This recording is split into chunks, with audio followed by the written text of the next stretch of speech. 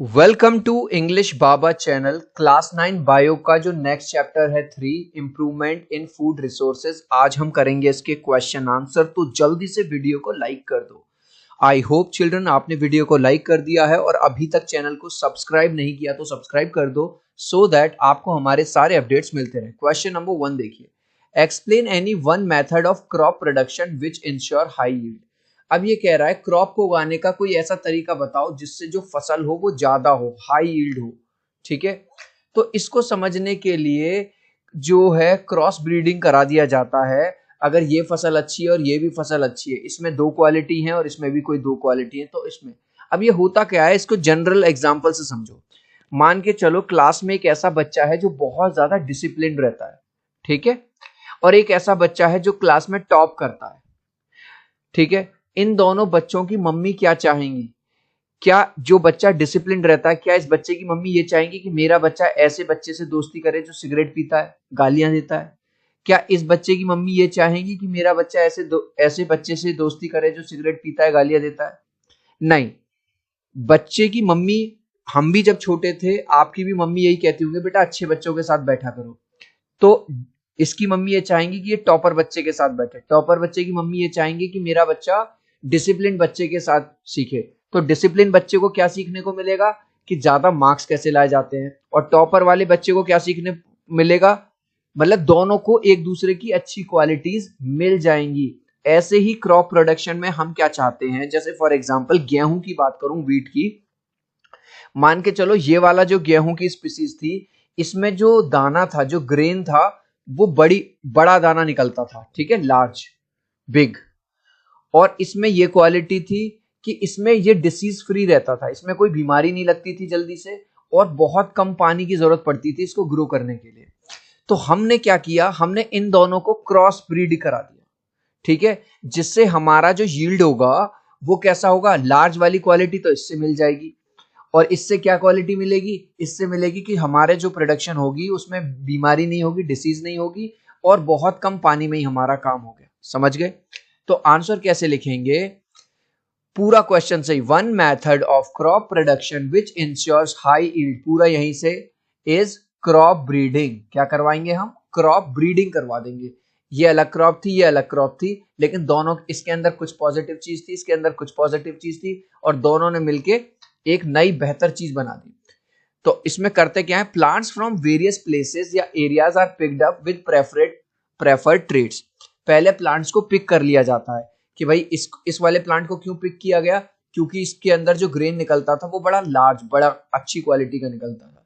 इसको क्या, किस क्वालिटी की बेस पे पिक किया गया, कि एक तो ये पानी कम लगता था इसको उगाने में, और इसमें किसी तरह की बीमारी नहीं लगती थी। And then the process of cross breeding is done to get better crop, और फिर क्रॉप ब्रीडिंग करा दी जाती है जिससे कि और बेहतर क्रॉप प्रोड्यूस हो। Why are manures and fertilizers used in field. Children ये वाली बात आप छोटी क्लास में भी पढ़ चुके होंगे। मैन्योर क्या होता है, ऑर्गेनिक खाद वगैरह ये सब होता है, और फर्टिलाइजर्स क्या होते हैं, ये केमिकल्स होते हैं। मैन्योर का यूज जो है थोड़ा हाई, ज्यादा ज्यादा लेवल में किया जाता है, थोड़ा हाई अमाउंट, और ये कम अमाउंट में ही डाले जाते हैं। ठीक है, तो manures and fertilizers are used to enrich the soil quality, ताकि ये सॉइल की क्वालिटी को बढ़ा देते हैं, एंड इंप्रूव द यील्ड। जो क्रॉप प्रोडक्शन पहले इतनी हो रही थी अब वो थोड़ी ज्यादा होगी, बस। What are the advantages of intercropping and crop rotation. ये पूछ रहा है इंटरक्रॉपिंग के और क्रॉप रोटेशन के क्या फायदे। सबसे पहले इंटरक्रॉपिंग समझो। इंटरक्रॉपिंग क्या है, ये है इंटरक्रॉपिंग, एक ही जमीन पे, एक ही लैंड पे एक रो आपने बना दी किसी दूसरी, मान के चलो वीट लगा दिया और यहाँ पे कुछ और लगा दिया, फिर यहाँ पे वीट लगा दिया, फिर यहाँ पे, जैसा कि आपको यहाँ देखो, ये कुछ और है, ये कुछ और है, ये कुछ और है, ये कुछ और है। इसको तो कहते हैं इंटरक्रॉपिंग।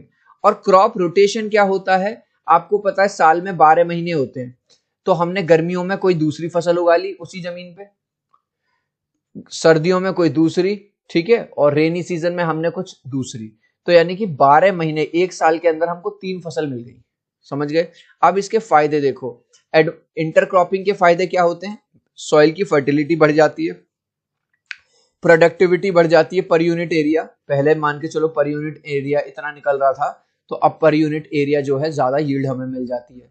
इसमें लेबर भी बचता है, टाइम भी बचता है, और दो, क्योंकि इंटरक्रॉपिंग में क्या बताया था, एक लेयर में यहाँ पे कुछ लगा हुआ है, यहाँ पे कुछ लगा हुआ है, तो इजिली दोनों को हार्वेस्ट किया जा सकता है।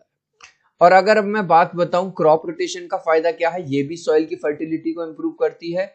नंबर 2 सबसे बड़ा जो फायदा है, it avoids depletion of particular nutrient from soil. जैसे फॉर एग्जांपल पहली बार हमने लगाया, कोई ऐसी फसल लगाई हमने जो नाइट्रोजन को सबसे ज्यादा ले लेती है, किसमें से, सॉइल में से, तो दूसरी बार हम लेग्यूमिनस प्लांट लगा देंगे जो नाइट्रोजन को उसमें डालता है, याद है।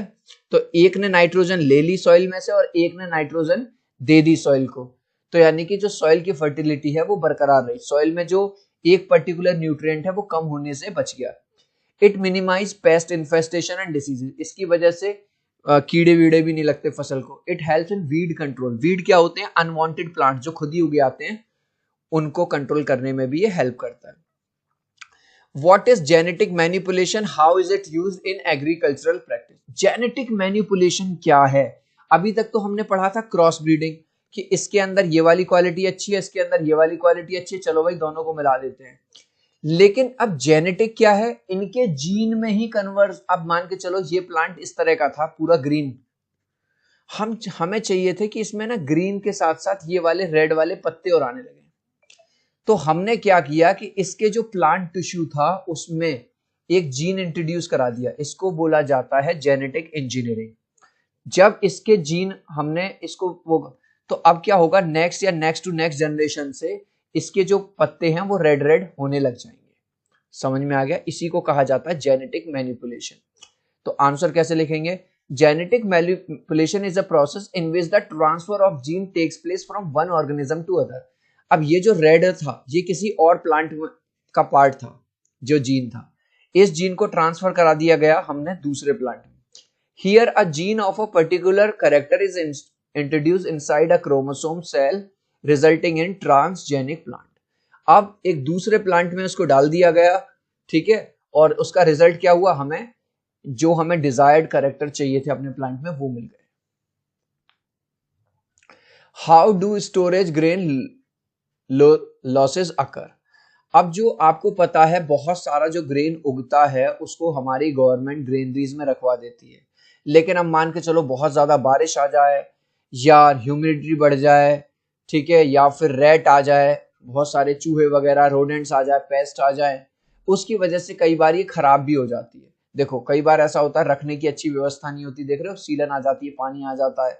तो ये पूछ रहा है कौन कौन से, कई बार चूहे लग जाते हैं, ठीक है, तो कौन कौन से तरीके हैं जिससे वो खराब हो जाता है, तो दो तरीके हैं, एक तो एबायोटिक फैक्टर्स और बायोटिक। एबायोटिक में ह्यूमिडिटी की वजह से, हवा की वजह से, बहुत ज्यादा ठंड की वजह से या गर्मी की वजह से, फ्लड, पानी की वजह से, विंड की वजह से खराब हो सकता है।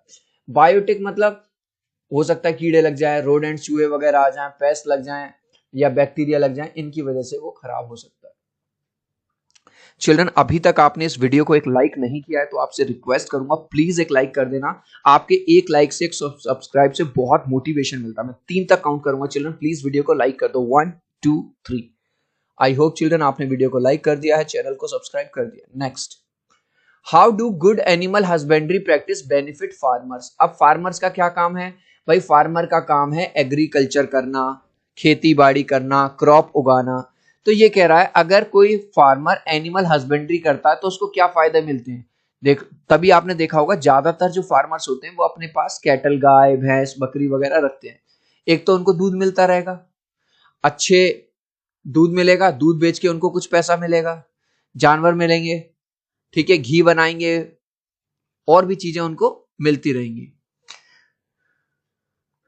तो आंसर देखो, yields in good quality cattle. अगर वो एनिमल हस्बेंड्री पे, एनिमल हस्बेंड्री क्या होता है, जब आप किसी भी कैटल को, अब वो कुछ भी हो सकता है, गाय भैंस घोड़ा, ठीक है, बकरी, उनको पालते हो, उनका ध्यान रखते हो, उनको अच्छा एनवायरनमेंट देते हो, खाने पीने का उनका ध्यान रखते हो, तो एक तो आपको अच्छे कैटल मिलेंगे, अच्छे जानवर, और जब उनका ध्यान रखोगे तो आपको मिल्क प्रोडक्शन, बहुत अच्छा दूध मिलेगा। Use in agriculture for carting, irrigation and tilling, और इन्हीं जानवरों का यूज हम बैल वगैरह का यूज करते आए हैं, ठीक है, खेती बाड़ी के लिए। चिल्ड्रन, अभी तक आपने हमारे नए एमसीक्यू चैनल को सब्सक्राइब नहीं किया है तो सब्सक्राइब कर लीजिए। सीबीएसई ने ऑलरेडी क्लियर कर दिया है कि एमसीक्यू क्वेश्चंस कॉम्पिटिटिव एग्जाम्स के साथ साथ सीबीएसई में स्टेट बोर्ड्स में भर भर के आएंगे और इस चैनल पे आपको क्लास 6 से लेके क्लास 12 तक हर सब्जेक्ट के एमसीक्यू मिल जाएंगे। आप लोगों के प्यार और सपोर्ट से 1,42,000 सब्सक्राइबर ऑलरेडी हो गए हैं और सिल्वर प्ले बटन भी मिल गया है एमसीक्यू चैनल को। तो एमसीक्यू चैनल को आज ही सब्सक्राइब कर लो। ये इस तरह का लोगो है एमसीक्यू चैनल। और इंस्टाग्राम पे भी मेरे साथ जुड़ जाइए मुझसे बात करने के लिए। तो एमसीक्यू चैनल और इंस्टाग्राम दोनों का ही लिंक मैंने डिस्क्रिप्शन में दे दिया है। What are the benefits of cattle farming? अभी हमने एनिमल हस्बेंड्री पढ़ा था, अब कैटल फार्मिंग क्या है? जब आप कैटल्स को, अब कैटल क्या होते हैं? गाय हो गया, भैंस हो गया, ठीक है। जब आप इनकी फार्मिंग करते हो, इनको रखते हो, तो आपको क्या क्या फायदे होते हैं देख लो। Cattles are used for agriculture process, अभी हमने देखा था, है ना, खेती करने में, प्लो करने में। फिर अच्छी क्वालिटी के आपको कैटल मिल जाएंगे। कुछ लोग इनको मीट पर्पस के लिए भी, जो नॉन वेजिटेरियन होते हैं या सप्लाई करते हैं मीट की, उसके लिए। और जो स्किन होती है कैटल की, उसको लेदर इंडस्ट्री में यूज किया जाता है। शीप की जो स्किन होती है उससे वूल इंडस्ट्री में यूज होता है। For increasing production what is common in poultry, fisheries and bee keeping? याद करो, जब हम क्रॉप प्रोडक्शन को बढ़ा रहे थे तो हमने क्या किया था? क्रॉस ब्रीडिंग किया था। यानी कि अगर ये क्रॉप अच्छी है और ये भी क्रॉप अच्छी है तो चलो इन दोनों की क्रॉस ब्रीडिंग कराते हैं ताकि जो अच्छी क्वालिटी है वो इसमें आ जाए, ठीक है। तो ये भी क्या करते हैं, सबसे पहले पोल्ट्री समझो। पोल्ट्री मतलब जो हैन वगैरह रखते हैं, ठीक है। फिशरीज मतलब जब आप फिश का प्रोडक्शन करते हो एक कमर्शियल लेवल पे, ठीक है। तो फॉर इंक्रीजिंग प्रोडक्शन, पूरा इसी में से cross breeding techniques are use. तो कौन सी टेक्निक यूज की जाती है? एनिमल्स के लिए भी क्रॉस ब्रीडिंग। याद करो, हमने प्लांट्स के लिए भी पढ़ी थी ये क्रॉस ब्रीडिंग, और यहां पे भी used are adopted in poultry, fishes and bee keeping, ठीक है। तो इसका आंसर केवल एक वर्ड का है, cross breeding. How do you differentiate between capture fishing, mariculture and aquaculture? अब देखो, कैप्चर फिशिंग क्या होता है? कैप्चर फिशिंग होता है जब आप फिश को बड़े लेवल पे कैप्चर करते हो किसी भी नेचुरल रिसोर्स से। अब नेचुरल रिसोर्स क्या होता है? जो इंसानों ने नहीं बनाया। अब जैसे पॉन्ड है वो इंसानों ने बनाया है, छोटी मोटी लेक है इंसानों ने बनाई है, लेकिन जो बड़ी बड़ी रिवर्स हैं, बड़ी बड़ी नदियां हैं, सीज हैं, समुंदर हैं, उनको बोला जाता है कैप्चर फिशिंग। अब मैरीकल्चर, जब सॉल्टी वाटर आपको पता होगा, जो समुद्र का जो पानी होता है वो सॉल्टी होता है। तो समुद्र में ही इनको देखो इस तरह के जाल से बना लिए जाते हैं और सी के अंदर ही इनको रखा जाता है, समझ रहे हो? इसको बोला जाता है मैरीकल्चर। ये एक चीज याद रखना, सॉल्टी वाटर होना चाहिए समुद्र का, सी, ओशियन। अब एक्वाकल्चर में दोनों आते हैं। एक्वाकल्चर में फ्रेश वाटर भी आता है और ये मरीन कल्चर भी आता है। मतलब चाहे आप उसको लेक में, ठीक है, किसी रिवर में रख रहे हो, फ्रेश वाटर में, ठीक है, या मरीन वाटर में रख रहे हो, तो ये दोनों में आता है। तो आंसर कैसे लिखेंगे? कैप्चर फिशिंग क्या है? Fish are captured from various natural resources. जब नेचुरल रिसोर्स से उनको पकड़ा जाएगा, जैसे सी, रिवर्स, लेक्स, तो आता है कैप्चर फिशिंग में। मैरीकल्चर में मैंने क्या बताया? Culturing of fish in marine environment. Marine environment कैसा? जैसा हमने यहां पे देखा था, समुद्र के अंदर ही। और एक्वा में दोनों आते हैं, culturing of fish in both marine and fresh water, ठीक है। इस लास्ट क्वेश्चन का आंसर आप मुझे दोगे कमेंट सेक्शन में, देखूंगा कितने बच्चे राइट आंसर देंगे। Crop production improves the soil fertility. Crop rotation जो है इंप्रूव करती है सॉइल फर्टिलिटी को। ये वाली बात सही है तो लिख देना ट्रू, गलत है तो लिख देना फॉल्स। आप चाहो तो अपने आंसर में कमेंट में ए या बी लिख देना, मैं समझ जाऊंगा। सो आई होप मेरा ये छोटा सा वीडियो आपको बहुत अच्छा लगा होगा। प्लीज वीडियो को लाइक कर देना, चैनल को सब्सक्राइब कर देना। अब हम मिलते हैं अगले वीडियो में। Bye bye.